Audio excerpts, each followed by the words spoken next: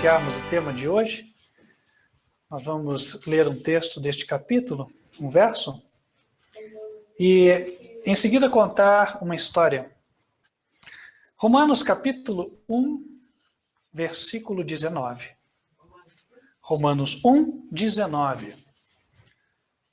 Porquanto o que de Deus se pode conhecer, nele se manifesta, porque Deus lhe o manifestou.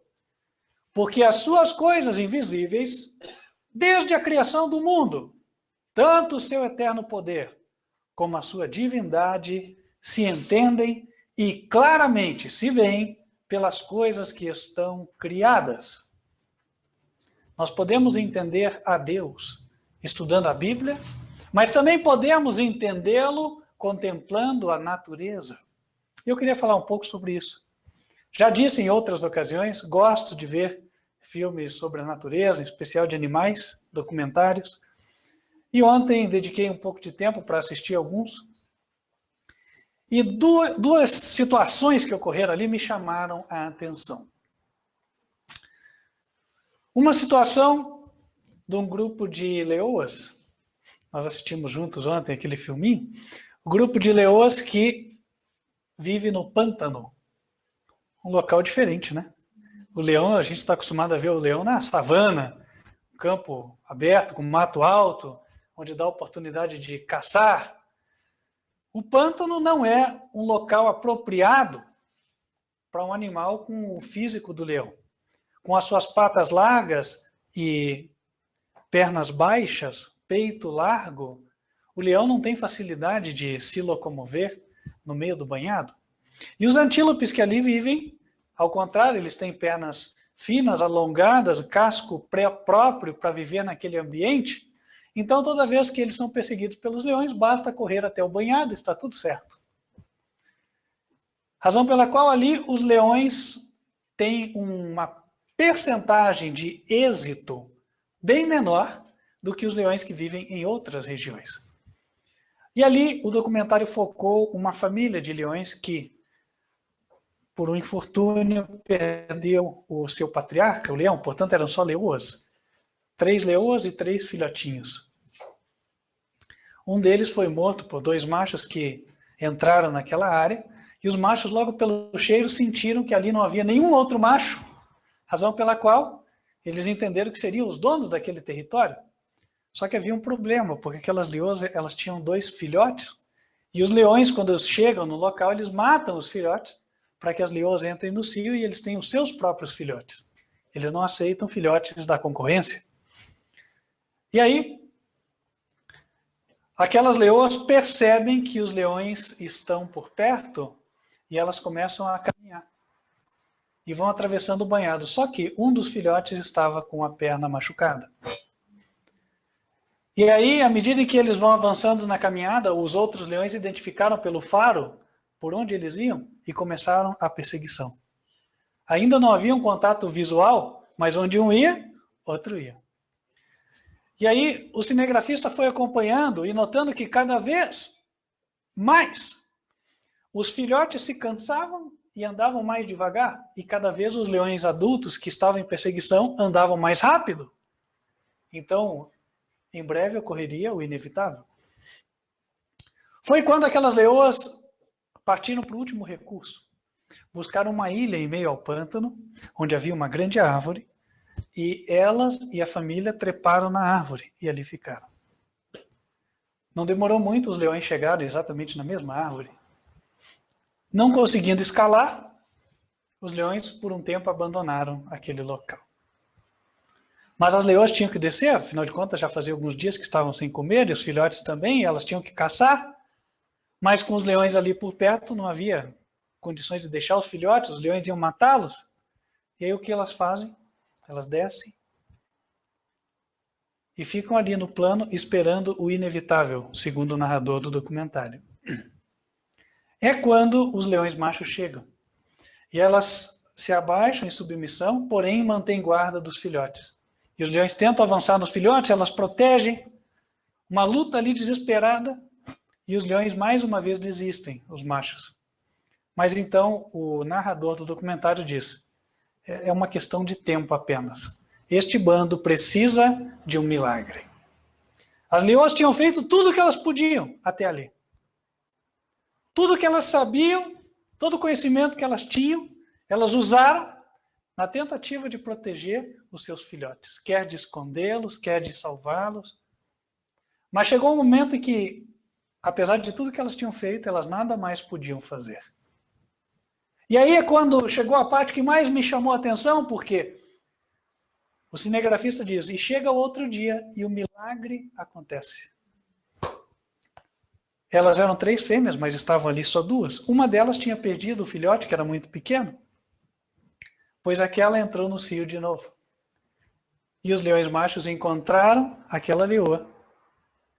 E enquanto eles estavam ali acasalando, que o acasalar do leão demora 2 dias, as outras puderam caçar, alimentar os seus filhotes. E os leões se sentiram donos do pedaço. Quando chegaram lá, não quiseram mais matar os filhotes, formou-se uma nova família. Irmãos, o que me chama a atenção nessa história é algo que vale para nós e está muito claramente ensinado nas Escrituras Sagradas também. Aqueles animais fizeram tudo o que eles podiam para preservarem a sua vida e a vida das suas famílias. E quando chegou o ponto em que eles nada mais podiam fazer, Deus agiu. Você vê que Deus age até em favor dos animais, isso é bonito de ver. E sabe que essa não foi a única situação? Aí ontem, por alguma razão, eu estava com vontade de assistir vários documentários, aí assisti um curtinho. Tinha assim, búfalo salvo por elefante amigo. Irmãos, vou resumir a história. Os leões cercaram um búfalo, coisa comum, né? E aí começa aquele ataque de vários leões acima do búfalo. Chegaram a deitar o búfalo, mas então o búfalo levantou de novo. E aí ele fica, e é aquele jogo de cansar, né?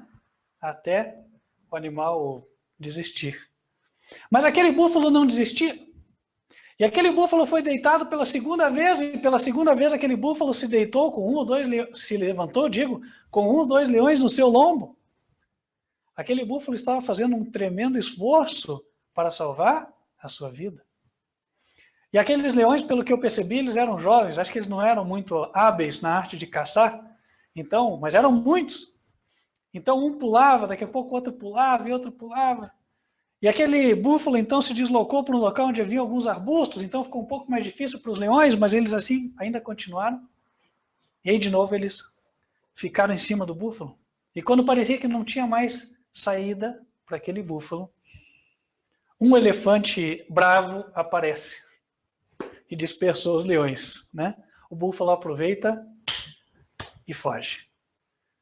Com as costas feridas, com aquelas partes, né, sem pele, mas vivo e salvo.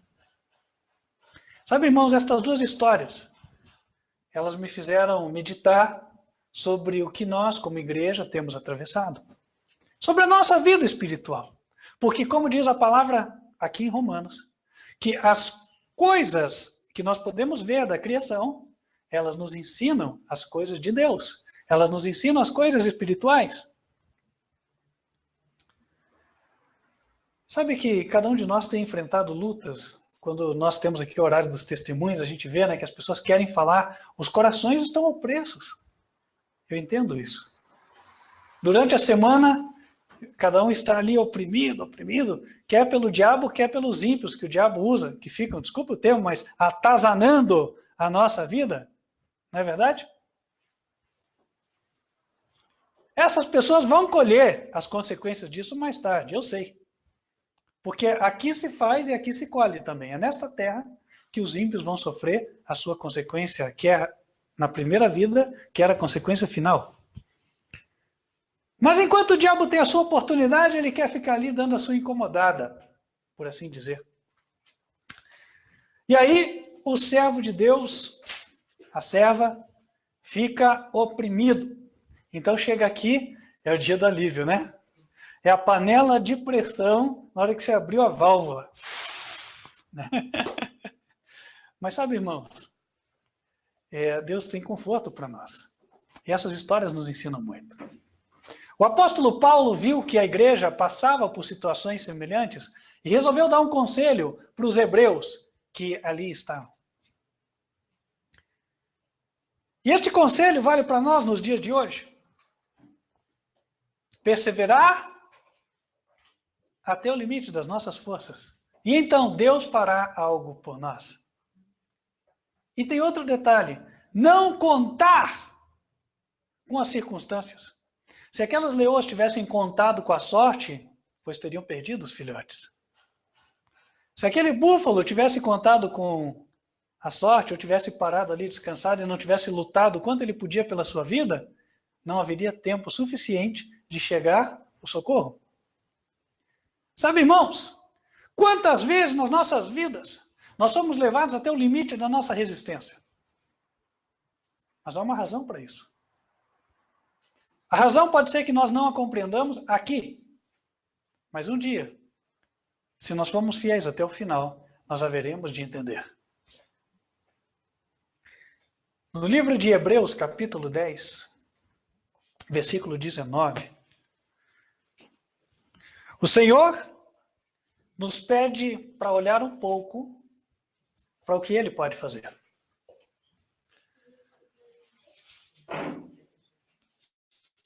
Versículo 19.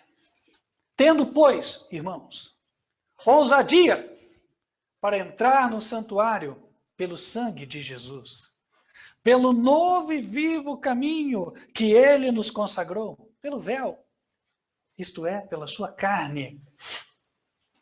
E tendo um grande sacerdote sobre a casa de Deus, cheguemo-nos com um verdadeiro coração, em inteira certeza de fé, tendo o coração purificado da má consciência e o corpo lavado com água limpa. Irmãos, eu queria desenhar um pouquinho aqui. Cândido, dá para focar no quadro para nós, por favor? Pedir ao irmão Cândido para nos auxiliar. Eu vou aqui meramente recolocar uma boa parte do que nós já estudamos, por um propósito. Só que eu vou iniciar lá atrás.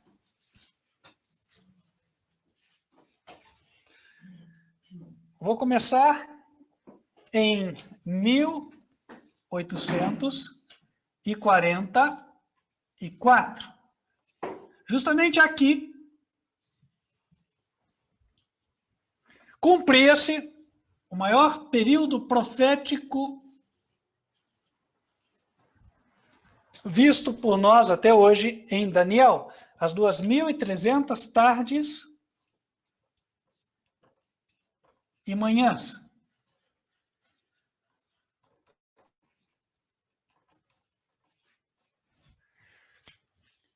E aí de 1844 para cá, pouco se fala. Nós já estudamos a profecia dos 7 selos que falam do que acontecerá para cá. Então, um pouco antes de 1844, nós vamos entrando no período do primeiro selo. Eu vou colocar aqui em 1844, está aqui o primeiro selo. O livro selado é aberto quando Jesus entra no lugar santíssimo. Está aqui, 1844. E aí, em seguida, ele vai abrindo os demais selos. Segundo selo. Terceiro selo. Nós já estudamos isso no passado e eu vou colocar aqui apenas um aproximado, ok? Segundo selo, por volta de 1914. É o período máximo. Os selos não nos dão, assim, anos fechados específicos, né? Um período. O terceiro selo, 1945. Logo após a Segunda Guerra Mundial, conferência de Bretton Woods, ou Bretton Woods. E aí, avançamos no tempo. De lá para cá, pouco se fala, em termos do que ia acontecer, do que vai acontecer. O quarto selo ainda não chegou. Mas ele virá? Ele virá? Aqui, quarto selo. Olha o que está pela nossa frente. O quarto, o quinto, o sexto, o sétimo. E aí vem as trombetas e os 1260 dias finais.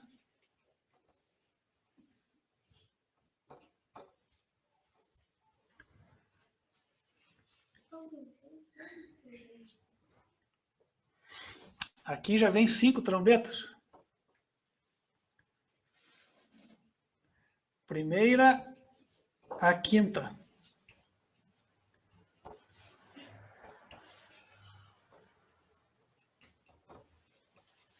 Trombetas estão ali. Irmãos, eu queria que vocês atentassem para o seguinte. De 1945 até hoje, 2015, nós estamos aqui, ó.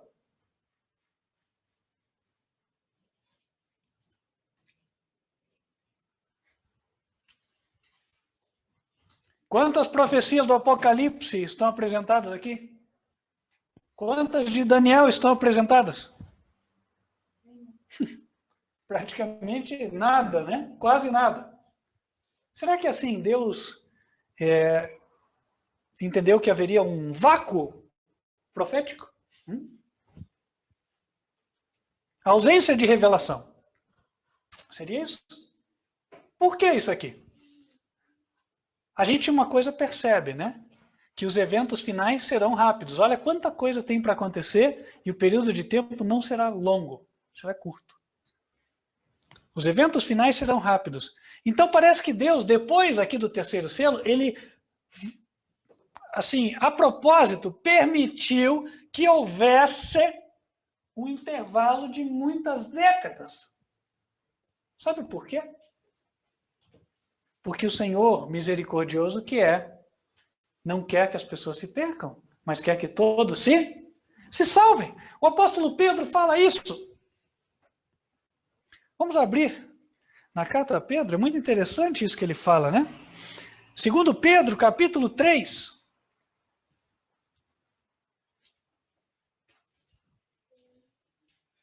Versículo número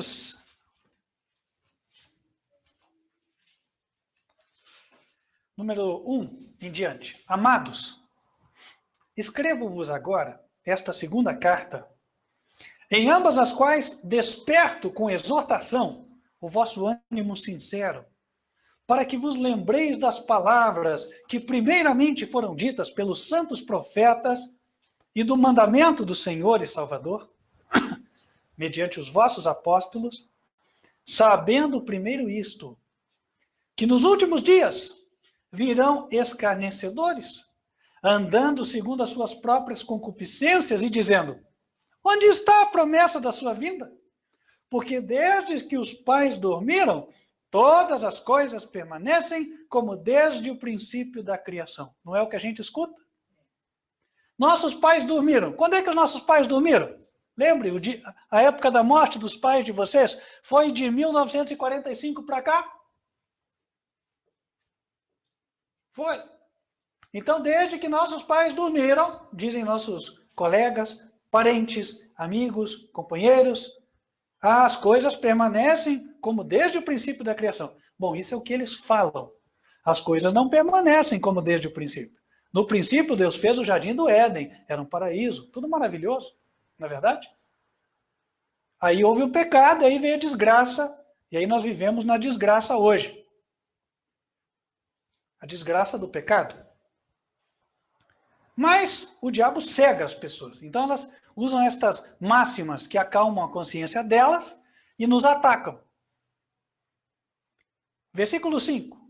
Eles voluntariamente ignoram isto, que pela palavra de Deus, já desde a antiguidade existiram os céus e a terra, que foi tirada da água e no meio da água subsiste, pelas quais coisas pereceu o mundo de então, coberto com as águas do dilúvio. Olha que interessante, Deus não fala que eles são inocentes e ignorantes, não. Fala assim, eles voluntariamente ignoram isso.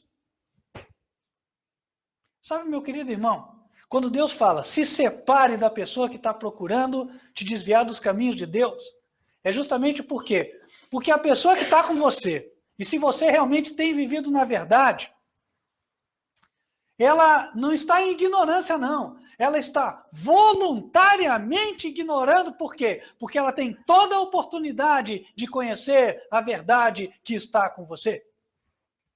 Todo dia ela convive com você. Toda semana, todo mês.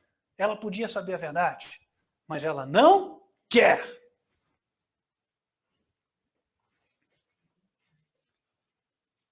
Agora Deus diz no verso 7, mas os céus e a terra que agora existem, pela mesma palavra, foram entesourados ou se reservam como tesouro e se guardam para o fogo.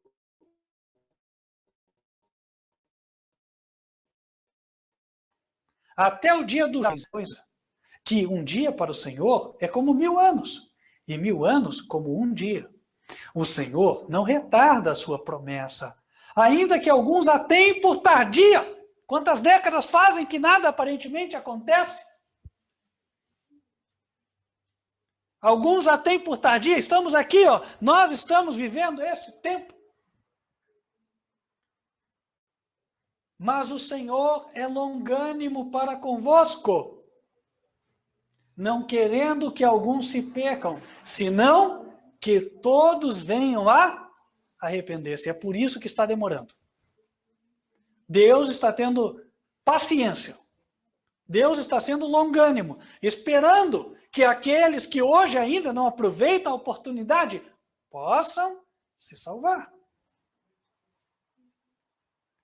Versículo 10. Mas o dia do Senhor virá como ladrão de noite. Como é que o ladrão vem de noite? Sem aviso, de repente, quando ninguém espera. E, em geral, é quando a gente baixa a guarda. É o dia que você deixa o cadeado sem fechar. É justamente o dia que você esqueceu. Não é assim? Aí é o dia que acontece. Por isso Jesus fala, vigiai e orai. Mas o dia do Senhor virá como ladrão de noite, no qual os céus passarão com grande estrondo, e os elementos ardendo se desfarão, e a terra e as obras que nela há se queimarão.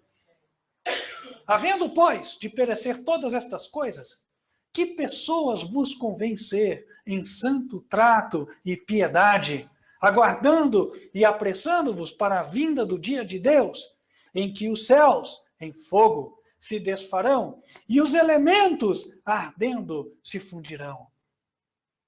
Mas nós, segundo a sua promessa, aguardamos novos céus e nova terra em que habita a justiça. Pelo que, amados, a sua promessa, aguardando estas coisas, procurai que dele sejais achados imaculados e irrepreensíveis em paz. Procurai que sejais achados diante de Deus, sem mácula, perfeitos, obedientes a Deus, irrepreensíveis em paz. Não confunda-se. Paz aqui é paz com Deus, não é paz com o homem ímpio. Não é paz com o rebelde. Não é paz com aquele na tua casa que não quer servir a Deus. Com esse vai ser guerra. Sabe por que vai ser guerra? Porque você serve a um e ele serve a outro. Então não vai ter paz espiritual. Vai haver o quê? Conflito espiritual. Tem que haver. Porque você não pode abandonar a tua firmeza em Jesus.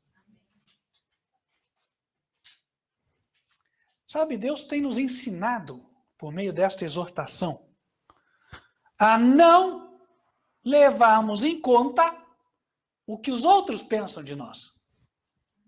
Não faz a mínima diferença. Sabe o que faz a diferença? O que Deus pensa de nós. O que os anjos estão pensando de nós agora? Qual é o relato que está sendo escrito nos nossos livros lá no céu? Será que é um relato de fidelidade em meio à prova? Será que é um relato de firmeza? Será que é um relato de obediência? Ou é um relato de compromisso com o mundo e os outros? É um relato de laissez-faire, laissez-passer. Quer dizer, deixa passar, deixa levar. Um dia eles vão entender, hoje eles não entendem. Deus entende, eu vou ter que ceder essa vez. Irmãos, procuremos sermos achados irrepreensíveis. Irrepreensível é aquele que obedece os 10 mandamentos que Deus pronunciou lá no Monte Sinai. Aquela é a regra que ele deu. Ele não mudou. Em Hebreus capítulo 4, na nova aliança, Deus fala que até hoje falta um descanso para o povo de Deus, que é o descanso do sábado. Deus não muda. Então essa história de que na nova aliança a lei caiu e tal, não tem amparo bíblico. Só se você rasgar o livro de Hebreus da Bíblia. Aí a gente começa, né? Mas mesmo assim, ele não é o único, tá? Que aponta essas evidências. Tiago também fala. Se alguém tropeçar em um dos 10 mandamentos, vai ser culpado de todos. Pode guardar 9. Tropeçou em um, fora. Sabe, isso é uma coisa interessante, irmãos. E eu gosto de Deus neste particular, neste aspecto. Porque Deus gosta das coisas justas. Deus gosta das coisas certas. A gente vai se cansando de lidar com pessoas que faz o certo só quando é conveniente. Que a justiça deles é o que eles acham que é certo. Não é assim? E que não aceitam serem reprovados. Sabe por que a gente vai se cansando? Porque aos poucos Deus vai nos transformando. A gente não vai sendo mais deste mundo. Nós queremos estar lá. A nossa pátria é lá. Deus está nos preparando para gostar de um ambiente onde há justiça. Onde as coisas se fazem com correção. Onde não tem hipocrisia. Então, se você está ficando desgostoso com este mundo, dê glória a Deus. Se ao mesmo tempo você estiver gostando cada vez mais das coisas celestiais, é sinal de que você está no caminho certo. Sabe, meus queridos irmãos, nós podemos voltar agora para Hebreus, capítulo 10. Em meio a esta situação de espera, a esta situação onde as pessoas zombam de nós, onde as pessoas, algumas ficam olhando para nós, esperando para ver o que vai dar deste ministério. Elas sabem que aqui está a verdade. Elas sabem. Mas elas não têm o valor, a coragem de dizer para o mundo, eu também empunho esta bandeira. Os 10 mandamentos é a fé de Jesus. Eu vou comparecer lá no culto, não interessa o que falem de mim, não interessa o que venham a pensar. Falta esta coragem. Já comentei uma vez, né? Um dia estava no local, aí a pessoa me atendeu no restaurante. E aí, como é que vai o ministério? Não, vai bem, graças a Deus. Inclusive, você pode nos visitar e tal. Ah, não, me dá o teu site que eu vou assistir. Sabe, irmãos, eu olho para Jesus e eu vejo que ele tinha uma característica muito interessante, que é a seguinte. Jesus não mudava o seu estado de ânimo em diferentes circunstâncias. Por exemplo, quando ele tinha como plateia uma multidão, o seu estado de espírito era o mesmo de que quando ele tinha só os 12 discípulos e um já estava saindo para traí-lo. Jesus não era aquele que se animava quando via muita gente. Infelizmente, o ser humano, ele sofre um efeito que eu posso chamar de efeito manada. Sabe o que é efeito manada? Né? O boi, quando ele vê uma quantidade de boi andando, ele vai atrás, né?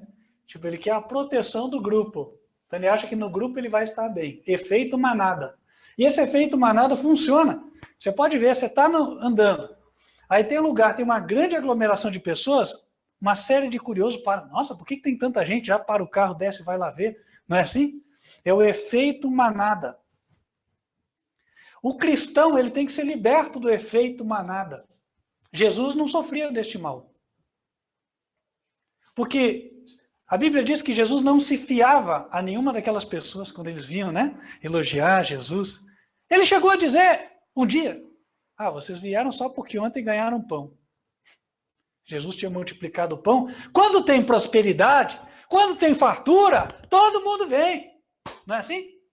Ah, quando a igreja é o templo faraônico, bonito, quando todo mundo lá se veste bem, a igreja está cheia de carrão, gente chegando lá, bem vestido e tal. Opa, eu quero ir lá. O jovem quer ir lá também, porque não, quem sabe tem uma moça bonita, rica. A mulher fala, quem sabe tem um bom partido ali para mim. Não é assim? Tudo menos o que devia ser Jesus. Quanto maior a imponência por fora, maior a podridão por dentro. Essa é a regra. Regra infalível. Quanto maior a opulência por fora, maior a podridão por dentro. Aí, irmãos, quando Jesus tinha as poucas pessoas ali, havia vezes em que ele se alegrava. Até mais do que quando estava com a multidão. Lembram vocês daquele dia em que Maria derramou um frasco de nardo sobre os pés de Jesus? Que alegria teve ele com aquela pecadora que o reconheceu, que o honrou. Jesus está procurando hoje pessoas que o honrem nas suas vidas. Pessoas cujo coração esteja realmente entregue totalmente a Ele. Pessoas que não façam as suas condições para poderem ingressar na igreja, para poderem apoiar a obra com o seu dinheiro, para poderem favorecer um ou outro servo de Deus. Deus tem me ensinado uma coisa. Eu não vou me mover de acordo com as circunstâncias. Deus prometeu que esse ministério aqui vai pregar o evangelho a todo mundo. Quem ele vai mandar para abrir portas para que isso aconteça? Não sei. Mas Deus vai mandar. Pode ser pelo fulano, mas se o fulano não quiser, vai ser pelo ciclano. E se o ciclano não quiser, vai ser pelo beltrano. E se nenhum dos três quiser, e Deus tiver que abrir uma porta ele, direto, ele vai fazer. Porque ele é Deus. Entendam uma coisa, meus queridos irmãos. Deus não depende de você. Deus não depende. Ele pede que nós auxiliemos para o nosso bem. Não é que Deus esteja precisando do nosso favor. Infelizmente, o cristianismo tem ficado mal falado, por mau testemunho. A gente sabe. Mas as pessoas têm buscado aí uma ocasião para falar contra até a verdadeira obra de Deus. Para não quererem seguir a verdade. Essas pessoas diante de Deus também são indesculpáveis. Nós, cristãos, nós devemos caminhar, independente do que as pessoas pensem, do que elas digam a nosso respeito, do que elas achem, pouco interessa o que elas acham. Nós temos que servir a Deus. O mundo está precisando de pessoas que não se compram e nem se vendam, que sejam tão fiéis ao dever quanto a bússola o é ao polo. Irmãos, a nossa regra de vida tem que ser a Bíblia. Nós temos que abrir a palavra todo dia, ler, pedindo a direção de Deus e obedecer o que está ali. Não quer dizer que nós vamos ser ríspidos com todas as pessoas. Nós não precisamos ser grosseiros. Mas, irmãos, nós temos que deixar muito marcada a nossa posição. A nossa posição não pode mudar. E como é que nós vamos conseguir fazer isso? Porque, a gente vê o que a gente deve fazer, mas às vezes a gente se vê sem forças, eu entendo isso. Alguém pode dizer, puxa, mas eu sou de carne. Tudo bem, dizia uma música, de carne você é, mas a tua estrutura é a fé. Hebreus 10, verso 19, vamos voltar lá. Deus nos aconselha uma coisa. Tendo, pois, irmãos, ousadia. O que é ousadia? Intrepidez, coragem. Hoje em dia, tem gente que nem entende mais esses termos. O que ele ia entender talvez é, olha, tendo a cara de pau, por assim dizer. de ir lá e fazer. Que o ímpio nos acusa disso às vezes, né? Ele não fala?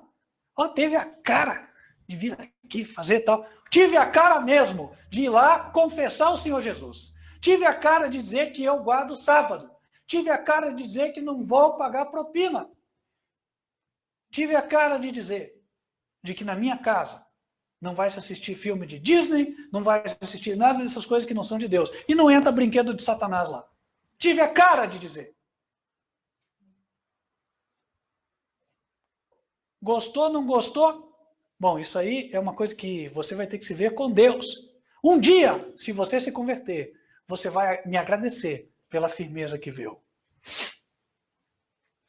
E se você não se converter e for condenado, naquele dia você vai se lembrar, poxa, eu tive oportunidade.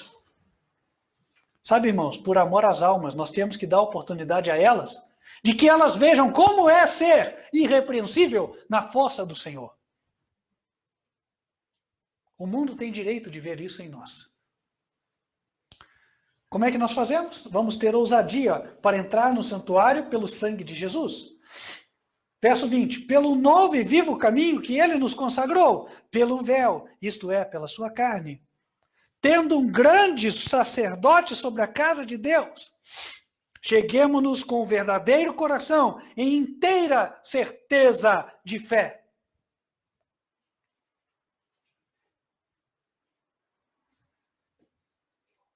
Se eu parasse aqui, a mensagem não estaria completa. Em seguida, o apóstolo Paulo fala a condição para nós termos esta certeza, esta intrepidez, esta coragem. Ele diz, tendo o coração purificado da má consciência e o corpo lavado com água limpa. Irmãos, quem está com a consciência pesada não consegue ter intrepidez de fé. Não consegue. Falta. Por quê? Porque o diabo tem aonde derrubar. É o calcanhar de Aquiles descoberto. A nossa consciência não deve nos acusar de nada. Nós devemos sempre orar a Deus e pedir, sonda-me, Senhor. Vê se há em mim algum caminho mau. E guia-me pelo caminho reto. Naquilo que eu já aprendi, eu tenho que andar em perfeita obediência. Isso é o que vai me dar confiança na hora que eu me achego a Deus e falar, Senhor, eu sei que Tu estás comigo. Porque o Espírito Santo foi dado àqueles que o obedecem. Aqui diz, eu tenho que estar com o coração purificado, o corpo lavado com a água limpa, o Espírito Santo de Deus. E aí eu volto para o gráfico.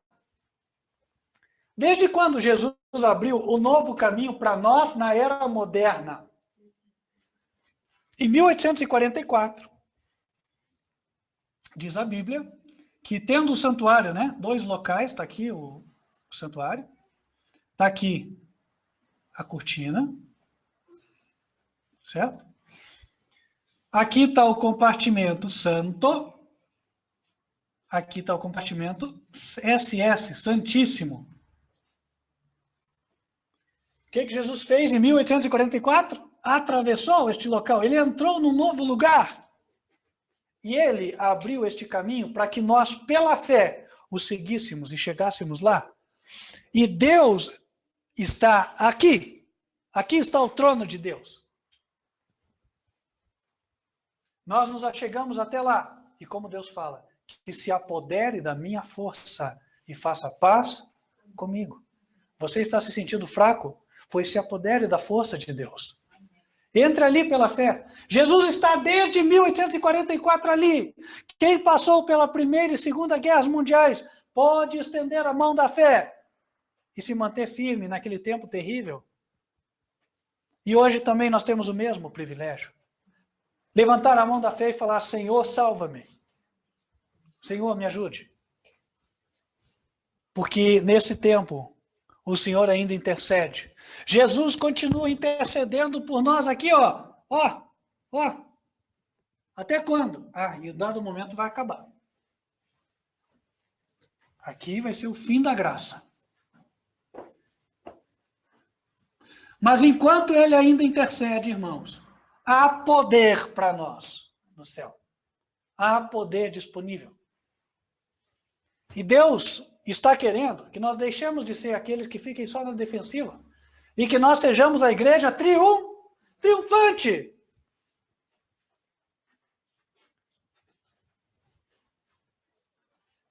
Sabe, irmãos,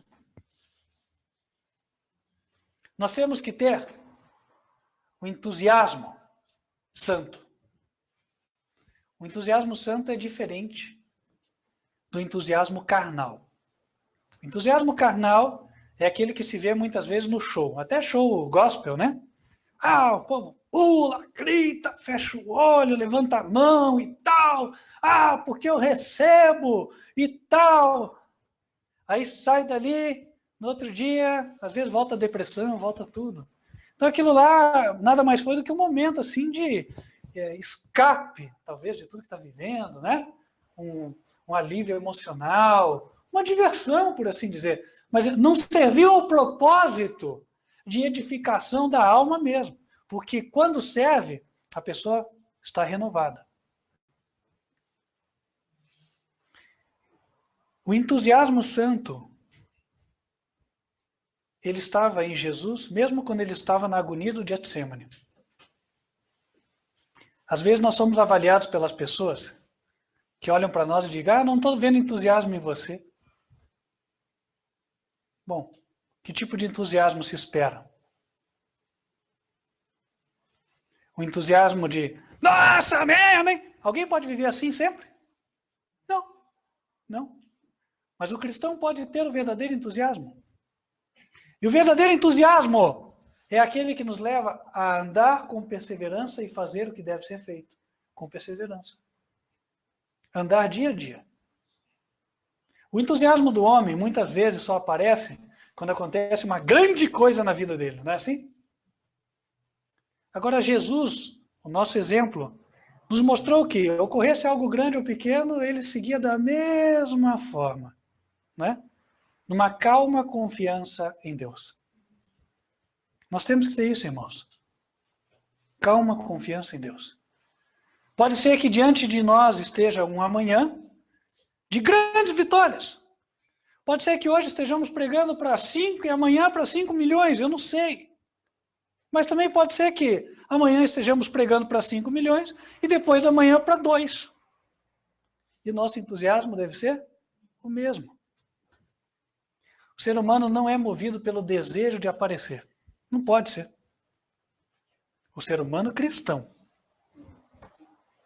O carnal é, mas o cristão não. Sabe, meus irmãos, Deus está querendo nos levar a uma coisa. Existe uma palavra-chave aqui. Constância. Constância. É uma coisa que Deus tem me ensinado. Há dias bons, há dias ruins. Há dias onde tudo concorre para o nosso bem, onde as pessoas falam o que nós gostaríamos de ouvir, onde as portas se abrem para nós, onde o negócio dá certo. E há dias em que nada dá certo, em que nós ouvimos tudo que nós não gostaríamos de ouvir, em que as coisas dão tudo para trás, parece que todo o nosso castelo de cartas caiu, mas a nossa constância deve ser a mesma. Deus tem me ensinado isso. Isso pode até estranhar as pessoas, mas Deus tem me ensinado a não ficar entusiasmadíssimo quando uma coisa acontece. Eu entendo assim, bom, se deve acontecer, amém, glória a Deus. E se acontecer, quero estar preparado para fazer frente ao novo desafio. Agora, se não acontecer, a vida cristã continua da mesma forma. Assim nós devemos ser, meus queridos irmãos, como Jesus foi. Como Jesus foi. E continuar lutando pelas nossas vidas. E aqui, mais uma vez, os animais lá da nossa história inicial têm algo a nos ensinar. Quer no momento fácil, quer no momento difícil, estão eles na sua rotina. Caçar para alimentar a família. Esconder, proteger-se, não é assim? Manter o seu território. E aquela vida segue. Eles não se cansam de fazer isso. Até o dia que o animal dá o último suspiro, ele continua na mesma levada. Irmãos, e nós? Interessante eu comentar o leão, porque, embora o leão represente Satanás, a Bíblia também fala que Jesus é o leão da tribo de Judá. Judá é como leão. Quem o despertará? Qual é o sentido? O leão está ali descansando e tal. Mas se alguém o despertar, nós já sabemos a coragem que ele tem. Nós temos que ser, neste particular, leões. Nós estamos hoje deitados, mas nós somos leões. Com coragem. Com intrepidez. Quando eu vou ao zoológico e vejo o leão, tem um aqui em Curitiba, uma coisa me admira nele. Tem animais que basta as pessoas sorrirem, fazerem um aceno, o animal fica lá fazendo graça e tal, né? Bom, o doméstico é o cachorro, né? Porque esse aí já tá com o rabo abanando e tal, só você dá um biscoito para ele lá. Agora, lá o macaco, né? Muitas vezes, parece que ele gosta de se mostrar também e tal. Agora, o leão, vocês já notaram? Pode ter ali uma multidão, é como se a multidão não existisse. Ele está olhando para o infinito, assim, ó. Não é verdade? O leão da tribo de Judá. Nós não estamos olhando para o infinito, nós estamos olhando para Deus, que está próximo do infinito, lá no universo. Nós temos um rumo, nós temos um norte, e nada vai nos desviar daquilo. Para encerrar, versículo 24, ou 23 em diante. Retenhamos firmes, verso 23. Retenhamos firmes a confissão da nossa esperança, porque fiel é o que prometeu. Quem que nos prometeu, irmãos? Deus nos prometeu, por meio de Jesus. Se Deus prometeu, vai falhar? Não. Se Deus prometeu, eu tenho que confiar no homem ou em Deus? E aí que é uma coisa interessante, irmão, sabe? Deus tem me ensinado uma coisa. Deus, o Todo-Poderoso, prometeu algumas coisas. Se ele prometeu, não é porque aparece um homem e parece que através dele as coisas vão se cumprir, que eu vou ficar agora confiando no homem. Vou ficar olhando para o homem. Não vou. Se for por meio desse homem, então vai acontecer, Deus vai fazer. Mas e se for por meio do próximo homem? Eu não sei. Deus sabe. O que você está esperando para a tua vida? Será que estamos colocando a confiança num homem, numa mulher, numa pessoa? Será que eu vou achar que vou estar realizado, que a minha vida vai estar completa, quando uma pessoa assim fizer o que eu estou esperando? Ou eu vou confiar que Deus vai cumprir o que Ele prometeu. Enquanto isso, eu vou manter firme a confissão da minha esperança. O que é confissão? Confissão. Confessar alguma coisa. Eu estou confessando que eu tenho esperança de que alguma coisa vai acontecer. Certo? Eu tenho esperança de que a vitória vai vir. Eu tenho esperança de que eu vou ganhar algumas pessoas para Jesus. Eu tenho esperança de que Deus vai abrir a porta e este ministério vai pregar para o mundo inteiro. Porque este é o ministério que tem a verdade. Ah, pastor, você é arrogante, você não acha arriscado dizer isso? Eu falo, olha, se eu for pensar em mim é só arrogância. Mas se eu for pensar na promessa de Deus, é fé. Por quê? Se Deus depositou aqui uma verdade e nós estamos buscando vivê-la, ele vai cumprir o que ele prometeu. Porque o evangelho tem que ser pregado a toda nação, tribo, língua e povo.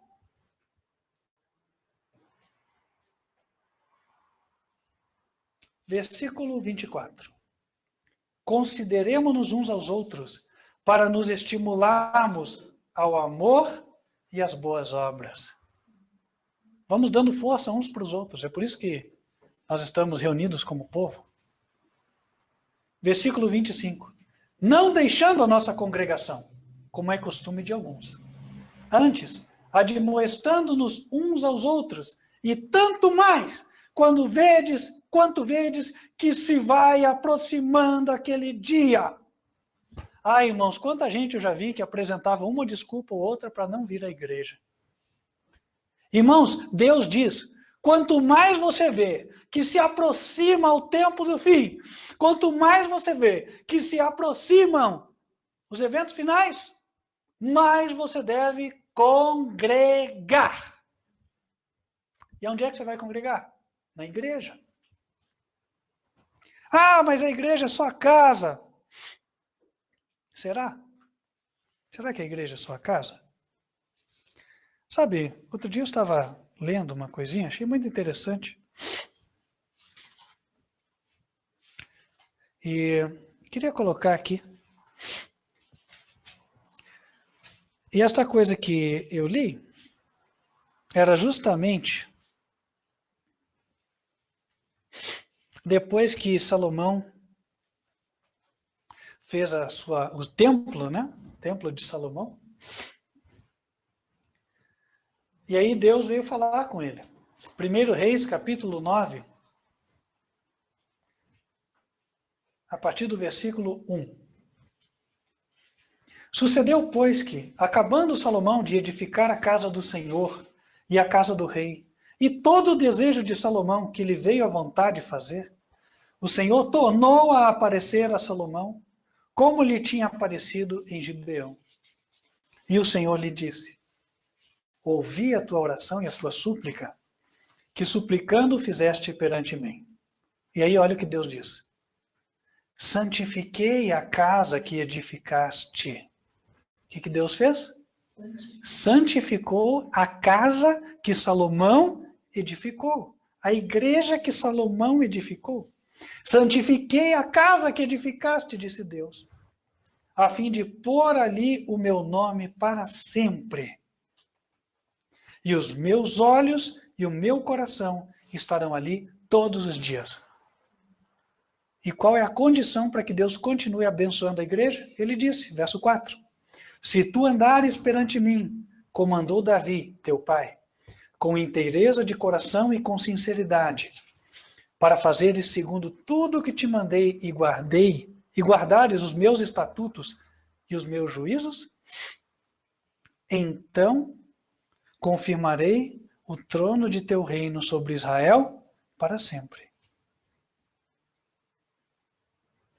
Porém, verso 6, se vós e vossos filhos de qualquer maneira vos apartardes de mim, e não guardardes os meus mandamentos e os meus estatutos que vos tenho proposto, verso 7, então destruirei Israel da terra que lhes dei, verso 8, e desta casa que é tão exaltada, todo aquele que por ela passar, pasmará, assobiará e dirá, por que fez o Senhor assim a esta terra e a esta casa?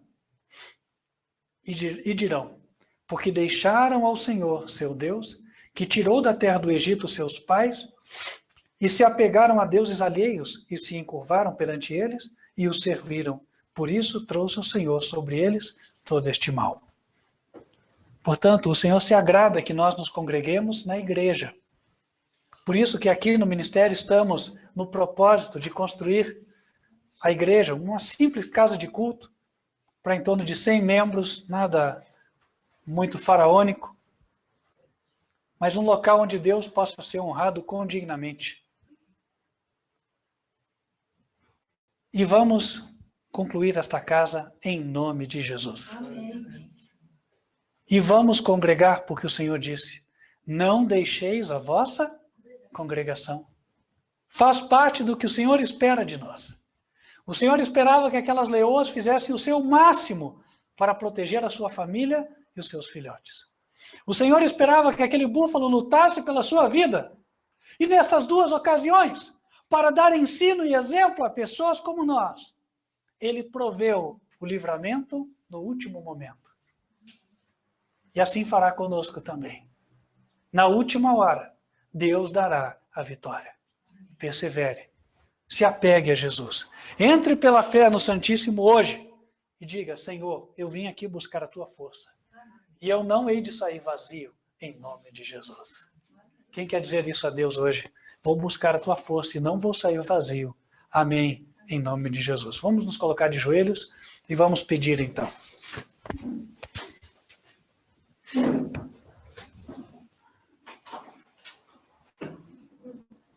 Senhor nosso Deus, nós queremos nos apegar a Ti agora, pedindo perdão dos nossos pecados, Senhor. E agora, com a consciência limpa, levantar a mão da fé e dizer: Senhor, não te deixaremos enquanto não nos abençoares. Nós não estamos pedindo dinheiro, nós não estamos pedindo bênçãos materiais, nós estamos pedindo bênçãos espirituais. Nós estamos pedindo poder para vencer o pecado. Nós estamos pedindo poder para falar o teu evangelho, para fazer retroceder a onda do mal. Nós estamos pedindo poder, Senhor, para poder pregar o evangelho a toda nação, tribo, língua e povo.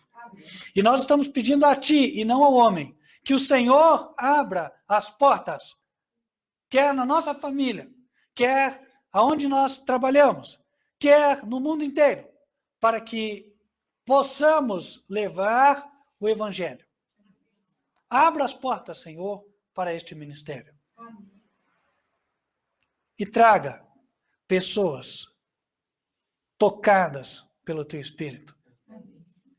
Pessoas que queiram se converter. Pessoas arrependidas dos seus pecados. Pessoas que queiram entregar-se a si mesmas e tudo que elas são a Ti para o avanço desta obra. Pedimos estas bênçãos em nome do Senhor Jesus Cristo. Amém. Amém. Querido irmão, querida irmã que nos assiste, fica o apelo do Senhor estendido a você, que acredita que esta obra é de Deus. Se Ele falou para você se unir a esta obra, então faça o que Deus está te pedindo. Porque você não vai fazer nada para agradar o pastor Jairo, nem qualquer outro pastor deste ministério. Você fará para Deus. Se você foi tocado a abandonar a tua vida anterior, talvez você tenha vivido anos longe do redil, e agora Jesus te chama, e você quer se apoderar da força dele para andar em santidade de vida. Venha, não perca a oportunidade. Nossos dados de contato para atendermos a você são o e-mail contato@advertenciafinal.com.br. Se houver alguém próximo de você, você será visitado. Caso contrário, procuraremos alguma forma de te atendê-lo segundo as possibilidades que Deus nos abrir. Mas entre em contato. Queremos te ajudar. Quero já estender o convite a você para o nosso próximo encontro, que está pré-marcado para terça-feira, a partir de 8h20 da noite, horário de Brasília. Você nos assiste pelo canal YouTube, youtube.com/TV Advertência Final, ou pelo site advertenciafinal.com.br. Fecha os teus olhos, nós vamos invocar as bênçãos do Senhor sobre a tua vida. Que o Senhor te abençoe e te guarde. Que o Senhor faça resplandecer o seu rosto sobre ti e de ti tenha misericórdia. Que o Senhor levante sobre ti o seu rosto e te dê a paz. Amém. Amém. Fique com Deus e até a próxima.